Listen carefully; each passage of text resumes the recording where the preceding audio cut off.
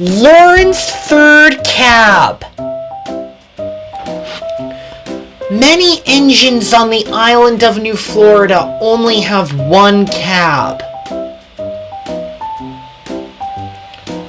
Sometimes they have two cabs when they're bi-directional, and sometimes their horns face both directions.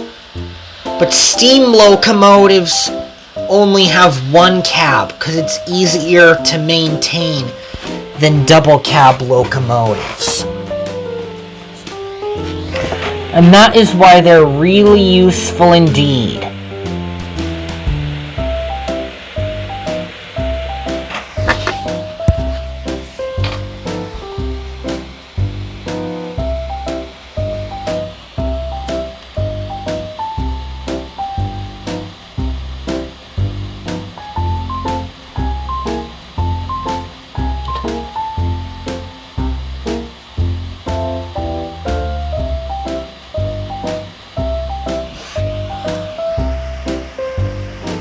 Sometimes electric locomotives have two cabs when they go in both directions.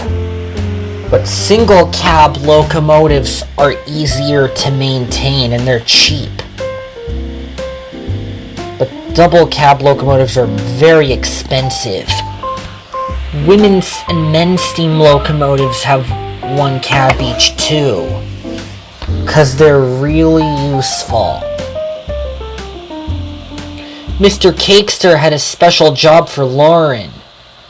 A set of 3 engines are coming today, he said. I want you to meet them.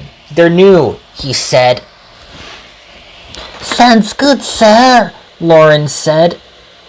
And she steamed out of the yard.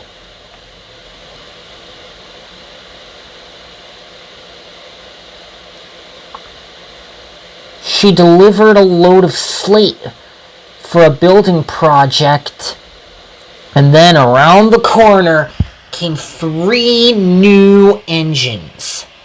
They were huge and giant, and Lauren had never seen anything like them.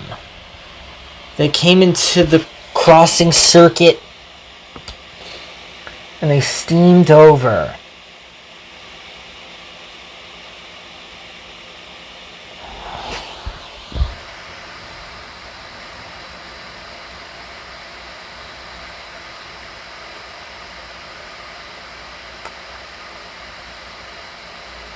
They rugged by. Stop, please! I need to tell you something, Lauren said. I wonder if I would have 3 cabs! A triple cab locomotive might be fun, she said, and then she started to daydream about it. Then the large streamliner drew back.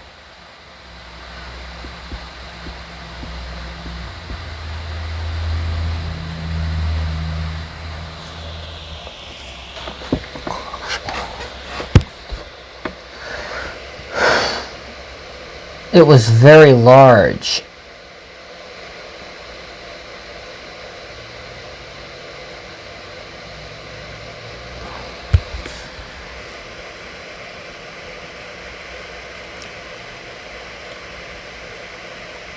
It came to a grinding halt.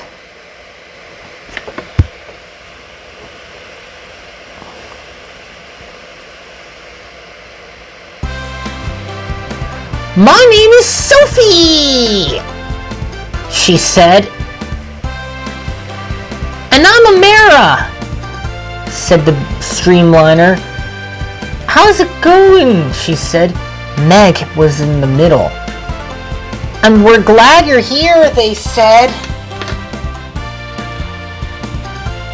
Amara buffered up, and then they went to the yard and buffered up to 87 cars, and they set off out of the yard. This is our first time, said Meg, and Lauren helped them over to a junction.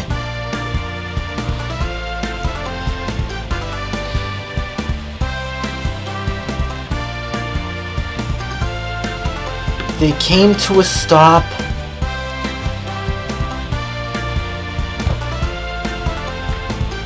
And Sophie put her brakes on. And then another streamliner came into view.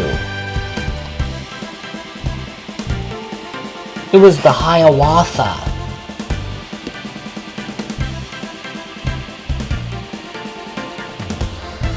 The locomotive sat there. And the train rocketed by.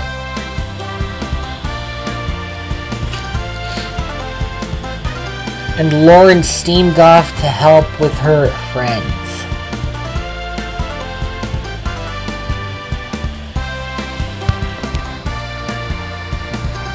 The signal soon changed, and Sophie, Meg, and Amara steamed off. "This is the fastest train we've ever gone," said Sophie, and they steamed away.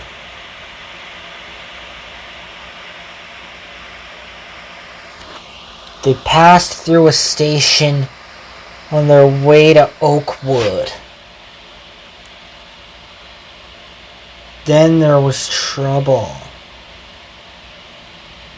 A diesel train was leaking fuel because the fuel tank was punctured. But little did the driver know that there was a woman train behind them. They were going really fast.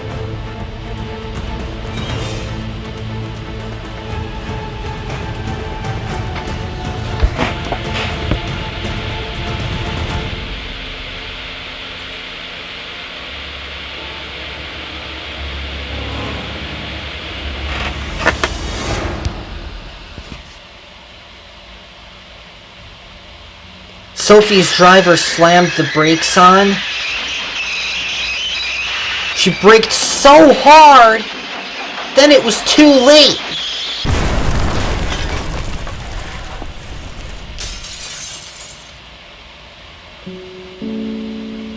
Luckily, no one was hurt, but the freight cars had flipped over and the others stayed on the tracks.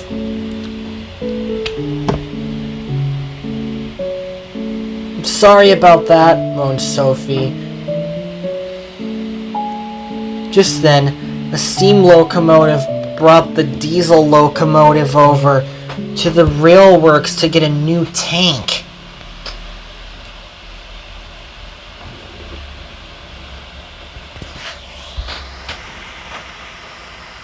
And Lauren buffered up to the brake van.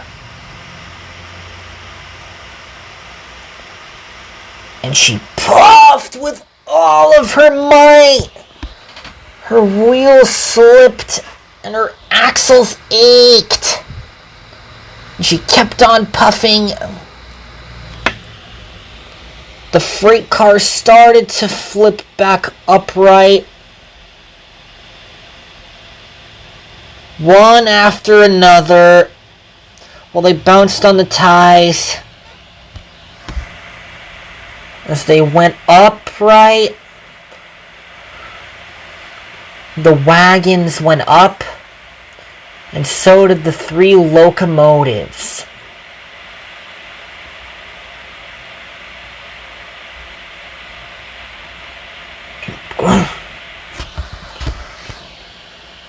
And at last they were all back on the tracks. "Thank you, Lauren," they said. "You're the best engine ever." And they were back on their wheels again.